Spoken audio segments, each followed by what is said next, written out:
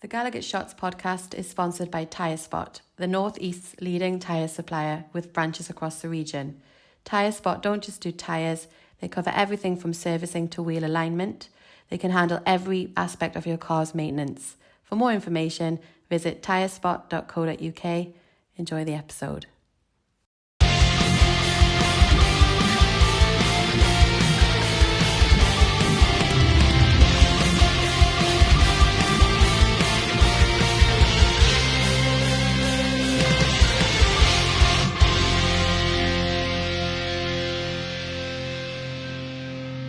Hi everybody, welcome back to the GallowgateShots YouTube channel and podcast. We are here with a match reaction to what everybody knew was coming. A draw at Everton, where, as we expected, Anthony Gordon was always going to be the pantomime villain, and it certainly played out that way as well. I am your host, Kris, joined by Scott and Iain this Sunday morning, and we're going to do things a little bit different. Rather than going through the match in chronological order and looking at minutes and so on and so on, there's a few key moments in the game in which I think they're going to need a little bit of going into detail. But I just want to start with the initial start of the game, Scott, because Everton and Goodison Park's always a difficult place to go for Newcastle, and It were kind of hit and miss there. We haven't had the best of results over the years, and quite lucky at times to come away with something, highlighting the likes of Lejeune last minute basically a brace in the last couple of minutes of the game. But it's not been the best of grounds for us to visit over the years, and Anthony Gordon was always going to be that pantomime villain, like I said earlier on there, where Everton fans got a bit of an issue with Gordon, rightly so. Despite what Everton fans say, a lot of them saying, "Oh, we weren't bothered that he left. It was good for the club, and everybody was happy at the end of the day." Well, he kind of forced his way out of the club, so I'd be pissed off. The same as what we were when Kabay left as well. Yeah. But the start of the game, Scott. In fact, all of the game, it's Newcastle United. We dominate that almost from start to finish. And you think as long as the more this game goes on, you knew which way the scoreline was going to go. You always thought, "Oh, Everton are going to nick this in the last minute." You could see it coming. But overall performance from Newcastle, it's pretty dominant, wasn't it? It was. I mean, it wasn't by any stretch of the imagination a bad performance. It just we couldn't find that killer ball or put the ball in the back of the net, which I suppose when you're playing a game of football is the important part. I think I said in the match preview, from the commentator stats that I do, I think it was Everton have only lost 3 of the last 20 Premier League games against Newcastle at Goodison Park, and I think that's a record. Well, it'll be 3 of the last 21 now, which I think is a record. I think that's that's a Premier League record. So it's a bit of a bogey ground, and I'm glad to see the back of it because I think it's the last time we'll ever play there. So unless we draw them in a cup. Knowing us, we'll probably draw them in the FA Cup, and then we'll have to go back. It was. I put a graph in our group chat just before we went live, and you could see. I think it was like the first couple of minutes it was Everton because I think they kicked off, and then a small segment of the second half, which they obviously got their tails up when they thought, "Hey, we could maybe nick this at the end," and then it's just all Newcastle, and that kind of goes against us. We need a team to kind of come out of their shell a little bit and play against us for us to be able to maybe maximize the game. And Everton did a bit of a Wimbledon and just put men behind the ball and didn't really express themselves much and try to get us on the counter-attack, which, it didn't really come off. I don't think either team really threatened the goalkeeper as much throughout the game. I think second half, put a stat up around 80 minutes. We had 8 shots and not on target. And that tells you everything you need to know about our performance in front of goal. The rest of the play, we were playing some lovely stuff. Like there was balls being whipped around. We had them on toast for most of the game. But again, it's that killer last ball, that killer. I don't know if we're trying too hard. I don't know if people are afraid to take that last touch, but there's chances there. We're just not taking them. I think we've been victims of this a few games this season where all that we are asking the lads to do is just take a shot. And there was a couple of games back to back where we just hit the ball, and eventually I think it was Barnes in that game where he hits it and scores. And it was similar against Everton. Like Scott said, we're dominating possession from start to finish. But we're playing very well, great football and great movements up until that final third. Then maybe it's because we don't have a recognised striker on the field. And yes, we all know that Anthony Gordon can come in and do a job as such, but it's not his natural position. We all know that. Yes, it makes it a little bit difficult for defenders because they don't know what sort of player they're going to come up against, because he's quite unique in his way where he'll just drop off on the left-hand side, which we saw him do quite a bit in the second half. But it was clear and evident, Iain, that we were missing that target man as such up top, because of the amount of opportunities where we got in that final third, then just wasteful.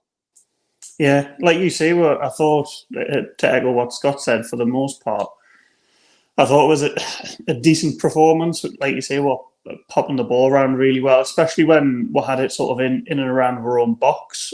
I thought, their press wasn't really that intense. It was poor. It was poor. Yeah. Just to stick on with their press, we're used to, we used to be used to seeing this high press and so far up the field. When we had the ball in defence, and like Dan Burn and Fabian Shaw and the two wing backs, they were able just to pass that ball amongst each other without anybody closing them down at times. Where as soon as you saw that early on, you're thinking, this is going to be a tough game. We're going to be finding it very, very hard to break them down.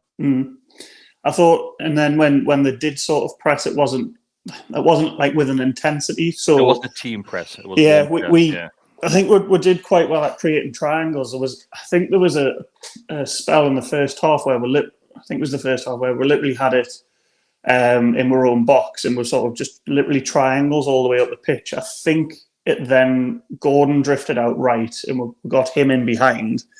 And I think it was just a case of there was literally no one behind, or someone had played the ball in and it got flicked away from Gordon. But for the most part, like you say, we dominated it.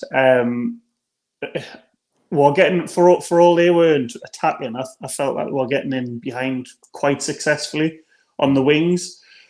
Unfortunately, that came from Gordon being in that position. When he was in that position, obviously you then don't have anyone central. I don't think we're midfielders were getting up with play as quick as they should, and the wingers as well. So it left, even when players like Gordon were getting in really good positions, you've then got maybe 5-6 defenders in the box and maybe one attacker. So it was always going to be difficult that way. But I think Everton's performance, and it's not because I just dislike Everton, it's possibly the worst Everton side we've come up against. It just reeked of like Sean Dyche football. And I like Sean Dyche as a manager. He's like a no-nonsense, like he seems fairly like down to earth, but he's all they were doing is playing it long. There was a couple of times in the first half where Trippier's passing was fairly poor, got cut out, and they were just launching it long for Calvert-Lewin, who did cause, I wouldn't say massive issues, but did cause Cher to think something about. Quite isolated, Iain, wasn't he? Isolated. Very isolated. Like I say, there was no one up with Calvert-Lewin, and by the time sort of people were up, we had players back that I don't think they really tested Nick Pope other than the second half, which we'll touch on because there's an incident there. They obviously had the offside goal as well. And again, that just for Harvey Barnes yesterday, I thought was a fairly sloppy performance from him. Tough game. Tough game. He kept on trying, kept on losing. The left-hand side in general, I thought Lewis Hall yesterday stunk the place out. And I know he's young, and I know there'll be a lot of pressure on him having that sort of 28-30 million price tag. For me yesterday, though, he didn't look like a Premier League player to me. His passing was awful. Defensively, he pulled it back a little bit, but didn't really have much to do defensively, in all honesty. It was a very, very frustrating performance because, like you have said, we did so well up until that final third, and it's almost like we're scared. It's almost like we want a clear-cut chance, but we don't have the ability to then create that clear-cut chance. No one's really gambling on putting a ball in or making that run to the front post or even just having a shot. I don't think Pickford, other than the penalty, which I'm sure we'll touch on, I don't really think he had a difficult save to make. It was a fairly comfortable evening for him. I think it was pretty comfortable for like you've already mentioned, for both keepers. We'll get on the penalty in just a moment, but yes, Scott Evans do have the ball in the back of the net. First of all, rightly ruled offside. But then at that point, you think that there's still a threat because, like Iain's highlighted, the long balls can be dangerous.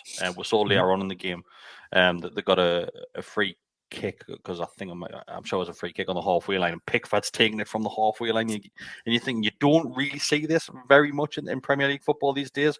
Players, especially this early on in the game, players normally just knock the ball around and start the progression again. But Pickford just launching that into the back stick, and you're thinking, right, we know exactly what we're going to get here.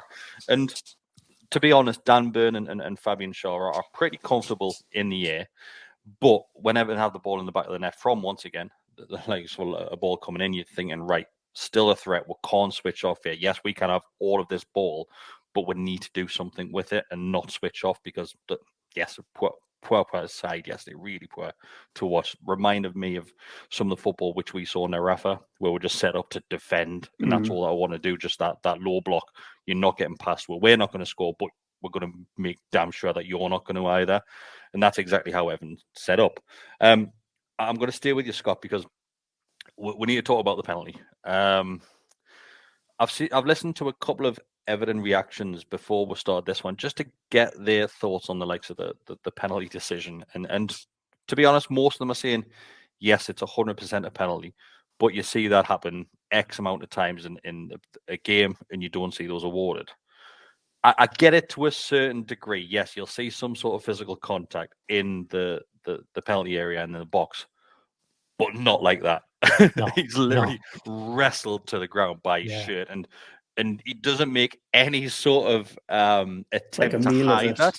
Yeah, doesn't try to hide it. Tonali gets it's basically the button on his shirt, and he just rags him to the deck. And as soon as you see that, Scott, you're going, it's penalty all day long, 100%. But absolutely, the commentator stepped in. The commentator's issue is the ball, has it been played at this point? Because I think it's Jacob Murphy that takes the shot. I think it is.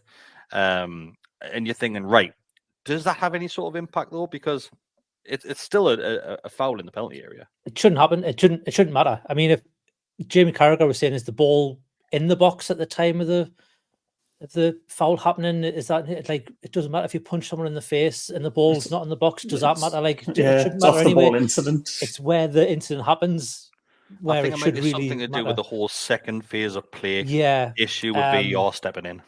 But yeah, I mean, he's grabbing him by the collar. I thought he was trying to sort his collar out, because those collars are honking on that thing for the pro kit. But yeah, I mean, he's pretty much, it's like a judo move almost. He's like hiked him over his shoulder and just got him to the ground. It's like he's getting chucked out of a nightclub. Yeah, pretty much. Yeah, it's clear cut as you like. I don't think there's any. I'm surprised it took so long for VAR, and I'm surprised they had to call him over to the screen. I mean, they must have just been saying, where's the ball and what phase of play is it? Because it was 100% a foul. Like, there's no question about that. So they must have just been looking at what phase of play is it, or where's the ball, or had the ball been played. I can't remember if it was a free kick or it came from a corner. Must have been a corner, because of where they were in the box, and the ball got played out short, if I remember rightly, and then the ball was getting whipped in. So, but it shouldn't matter. Like, it just shouldn't matter where the ball is or what's going on. A person's been brought down in the box and manhandled, really, and dragged down. There's an encroachment on that player who, you know, you could argue, are they going to get to the ball? It shouldn't matter. It's a foul. Like, anywhere else in the pitch, it's a foul. You know, you think back, it was at the England-Italy game when Saka got dragged down by Chiellini, I think. And you think, well, that's a foul. It's exactly the same. It's just, you know, he's dragged him by the collar. It's a foul anywhere on the pitch. It was silly. If I'm an Everton fan, I'd say, just similar to last season, we saw Paul Dummett drag, it was Ashley Young down, wasn't it? And you're thinking, what are you playing at? Like, there's so many cameras in here these days. Yes, maybe once upon a time you used to be able to get away with that, but not anymore. It's as clear cut as they come. And Iain, it's Anthony Gordon that picks the ball up. And I've got a bit of an issue here with the referee. The referee takes far too long to make that penalty happen, as in get the player, put the ball on the spot and take it. There's so many players dicking about trying to get in Gordon's ear. And yes, I know they're entitled to do it. We would do exactly the same. Of course we would. But Ashley Young being a tit, he was being a tit all game. I'm honestly, I had no idea how he wasn't booked earlier on in the game, because he's constantly going at the linesman. Horrendous. Not He just really Ashley was. Young. Well, all of them, yeah. There's all so of them. many But Everton Ashley players Young should have was been booked. the one which was highlighted to me. Then Gordon puts the ball on the penalty spot, and I know I'm being pretty petty here, but I was under the understanding that the goalkeepers weren't allowed to do all this dicking about anymore, where they go from post to post, they start smashing on the crossbar, trying to put players off. I thought that was a new rule. Apparently it is so, but once again, the referee doesn't do anything about it.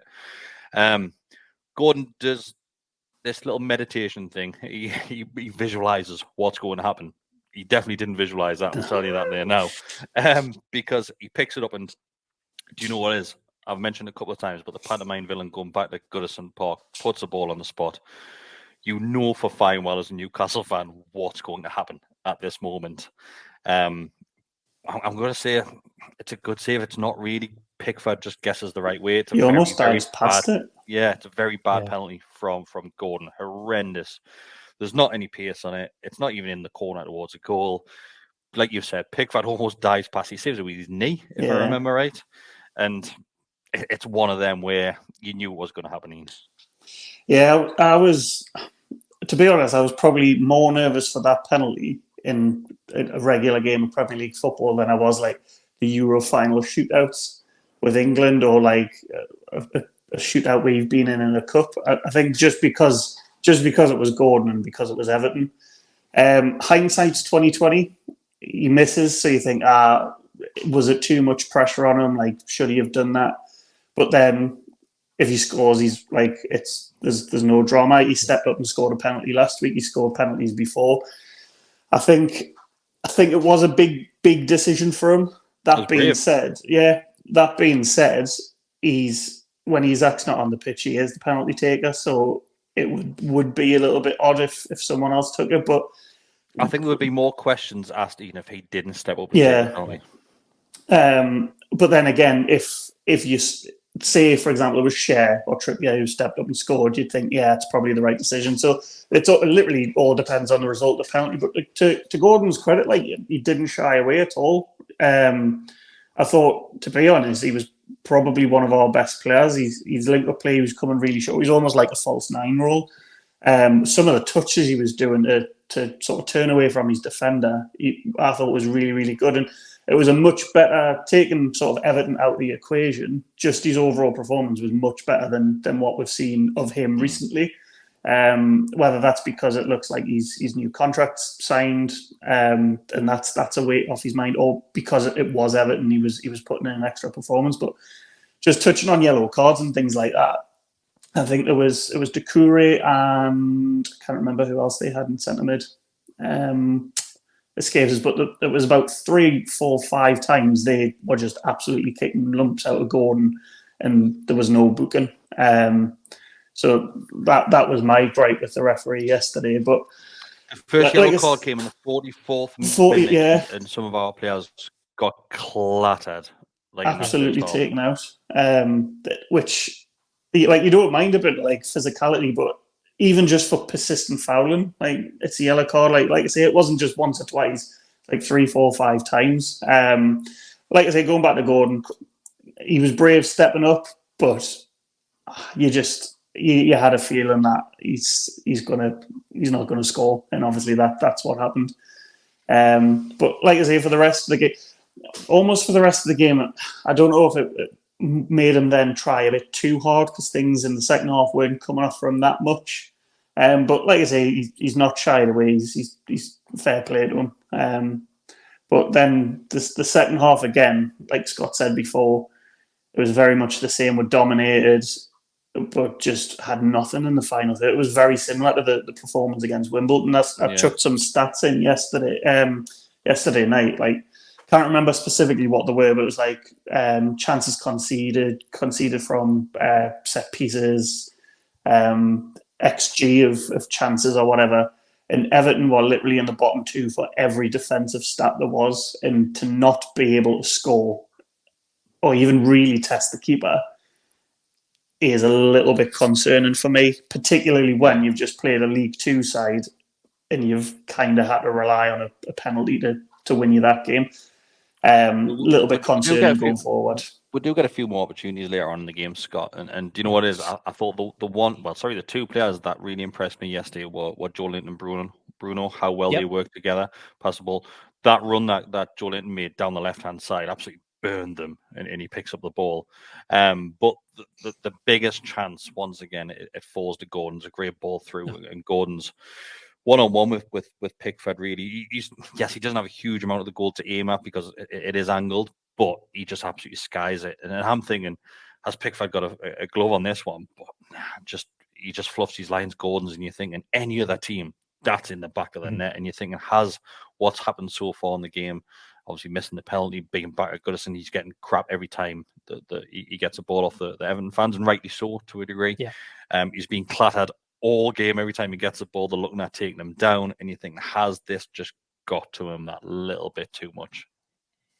Yeah, I mean, we kind of saw it. Was it last season when he also didn't really perform at Goodison, or was it he just did get him a bit? The event got to him more than actual playing. He just kind of it did get to his head, and I think we saw a little bit of that again. But his performance was outstanding. But just in front of goal, I think his head might have just went to him.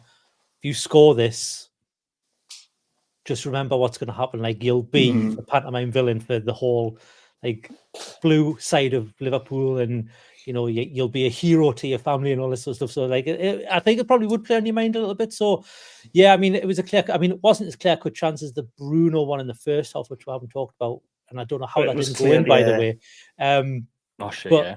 Cleared off the line. I don't even think the defender knows how he cleared that off the line. Nah, you could see on his face, he was like, I've no idea what I've done. It hits the inside of his heel, doesn't it? There's no way. He just sticks his foot out, and fair enough, he clears it. But to go back to that Gordon chance, I mean, it's just one of those where if he's on the left, I think he curls it into the top right corner, and it's a goal all day. But I think it's just because he's on the right, and maybe he's late on in the game, a bit of fatigue was going in. He was getting clattered left, right, and centre. Only he knows what was going through his mind at that time and what happened, really. But it's just another one of those chances where you see them, you just think, this now, when you get to that point in the game, you just think, we could play all night and today and for another week, and we're not going to score. And Everton, but not just that, Scott. I thought that it was getting to that point where you're thinking, this is going to be a scrappy 1-0 defeat here. And it brings us to the next talking point. So Nick pulls off a decent save. Probably the first thing he's had to do all night. A decent save, and parries it out. And it's Dominic Calvert-Lewin that's coming in. And as he's about to swing for it, Dan Burn's got no option here. He's a defender, right? And once again, as I was listening to these podcasts, all saying it's a penalty all day long, blah, blah, blah, blah. Dan Burns put his foot in the way. Dan Burns a defender. He's not going to let a striker just go, there's a ball, just hit it. He has to make an attempt to challenge that. And he does. It all happens very quick. And I'm not going to lie, when I saw that, I'm thinking a penalty, because we got one awarded very similar against West Ham, where Gordon does the same thing. And you think, I think we've got two in that game, to be fair. And you're thinking, we've seen this happen before. I'm not going to be furious if they get awarded a penalty here, because I think, and Dan Burns sums this up perfectly, because he's very, very honest in his post-match interview that he does, and says, I wouldn't have been shocked if VAR had stepped in and awarded it, but blah, blah, blah. It's happened now. And you think, you're honestly thinking that this is going to be how I look this, where we've dominated the game and we concede, but VAR don't step in, that they go with the on-field decision of the referee. And if you agree or disagree with that's personal preference. I don't think there's a right and a wrong to this answer. I really don't think there is. Personally, like I said, we saw ourselves get awarded that penalty, so I wouldn't have been surprised if it had gone that way. But thankfully, and thank God, that they stuck with that decision, Scott.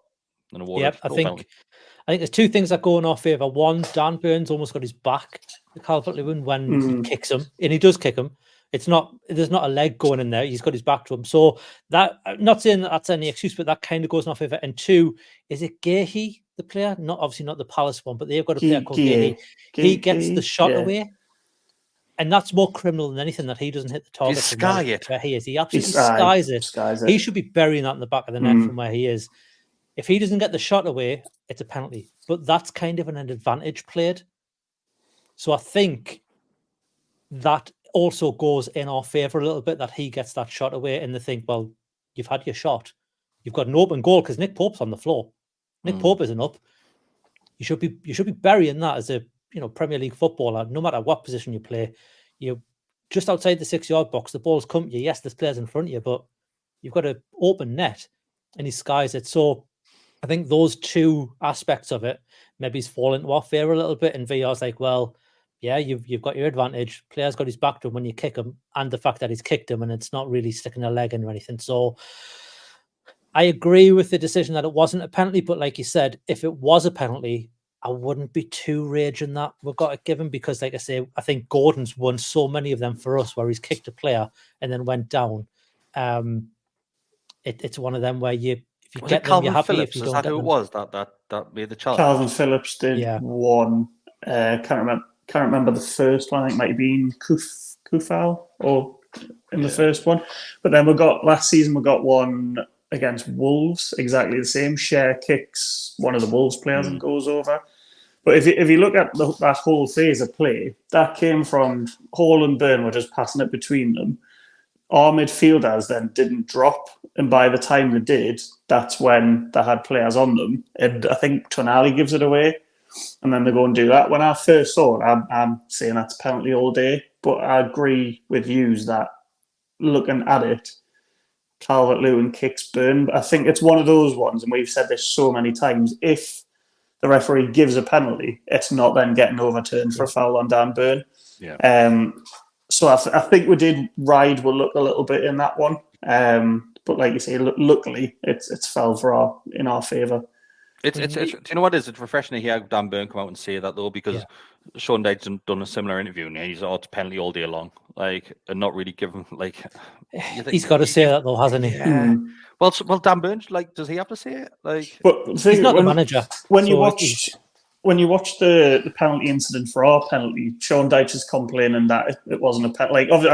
I've not seen the post-match interview, so I don't know if that was addressed, but he's whinging on that it's not a penalty on Tonali when it's the most blatant penalty. To be fair, post-match interview, he says that you can't do that in the box. Fair enough.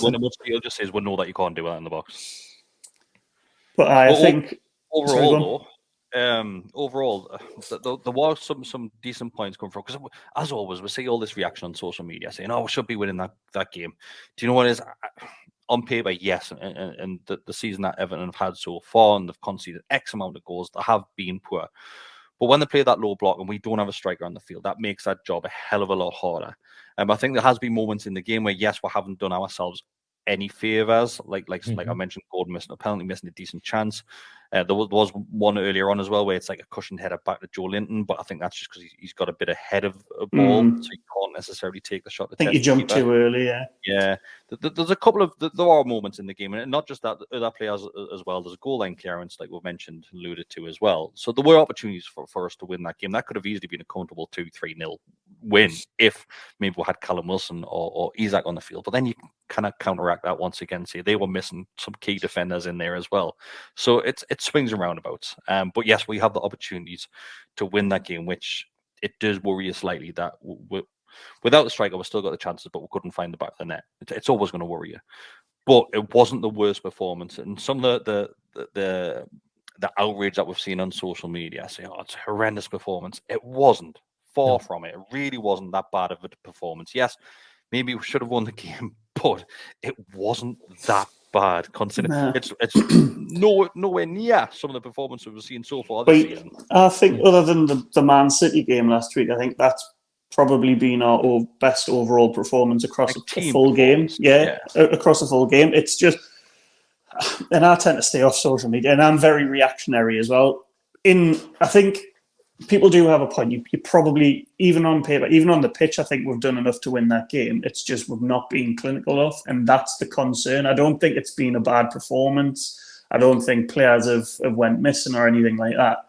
It's just we're not good in front of goal at the minute. We're not like there was a period of time, it might have been just post Eddie Howe coming in, where we're blowing teams away like 4-5-0, 4-5-1. Like, that's not happening anymore. And that's the concern for me, that 2 years ago, even arguably last year in parts, we looked like we had an identity going forward, whereas we're getting that final third now, and it's either we look clueless or we just don't know how to then get in on goal.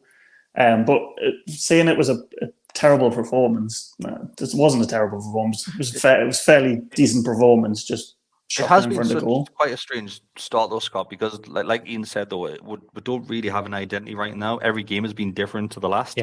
Where you have such a great performance against Man City, and you know for fine well every single team ups their game against City, and that arguably could have been the reason why we performed so well in that game. You go into the Everton game, prior to that, you've got the Fulham game. We stunk the place out. I'm surprised we didn't get thrown out of London, because we were diabolical that day. And then you go into the Everton game and you see a bit of both, and you're thinking, right, who are we as a team? Who are we, and what needs to happen for that to change? And maybe it is just, I was going to say the option of having a striker, but we've had that up until the last game, really, that we've had a striker option. So what is it? Where are we going wrong? Or is it just a very slow start and we're slowly getting to where we need to be? I think it's a combination of, I think last night, if we had a striker on the pitch, we win that game. I don't think there's any question about that. But it's where teams are lining up against us. Like Man City played football against us. They wanted to get the ball up the pitch. They wanted to play a game. We wanted to play against them. Obviously, they got their goal, we got our goal, whatever. And it was a good game of football. Last night wasn't a good game of football from Everton. Like they didn't turn up wanting to play football against it, and we didn't really have an answer to that. We're not very good when we've got the ball.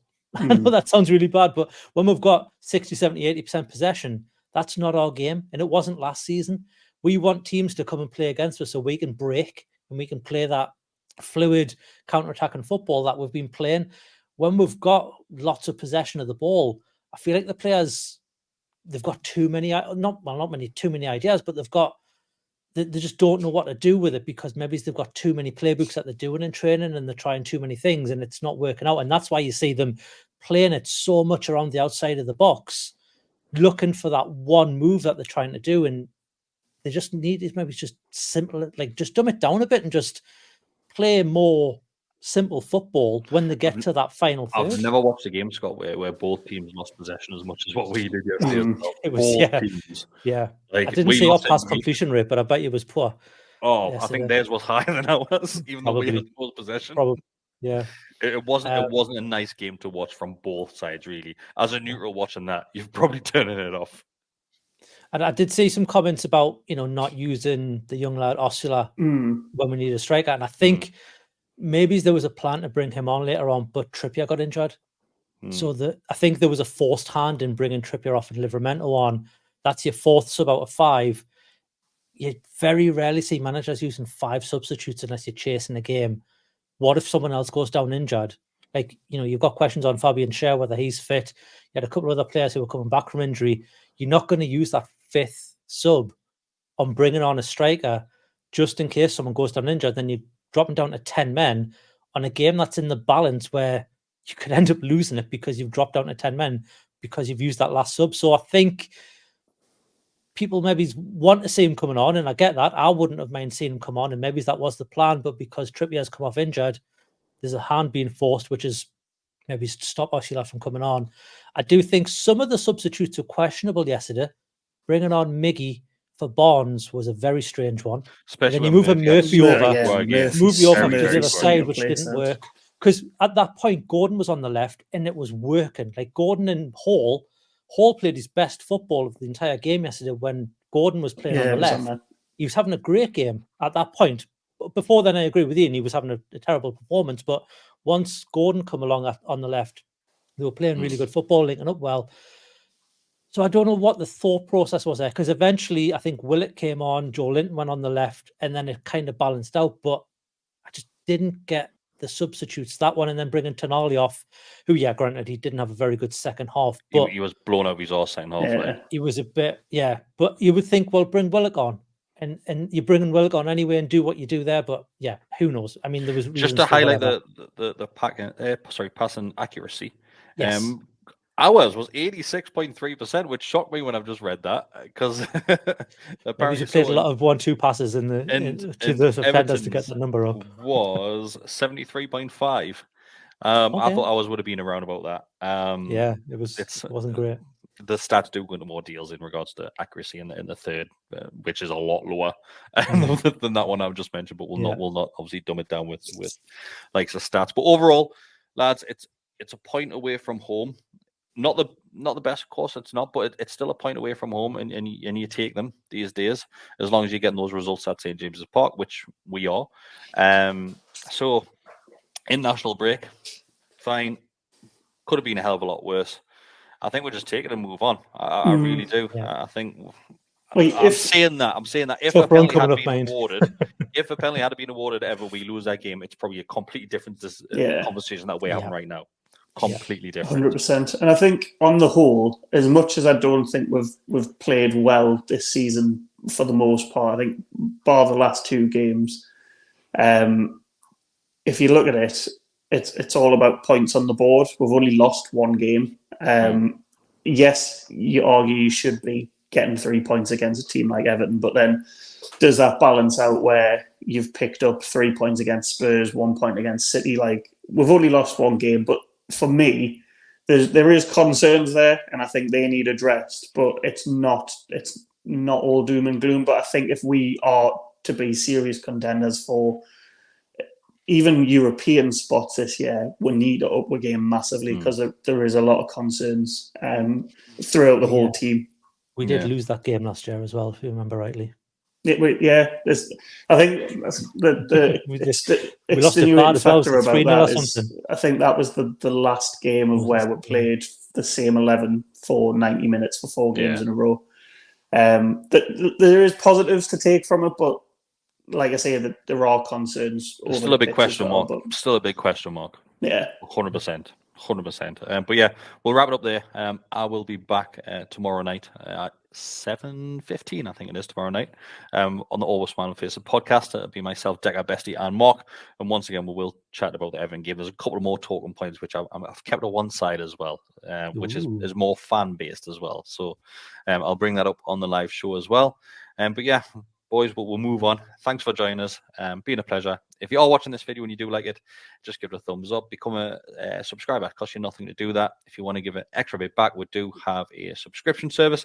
It starts from just $2.99 a month, so you do get extra stuff with that. So go and check that out. If you're listening to the audio as well, just give us a 5-star rating and a little comment as well. Helps us out massively.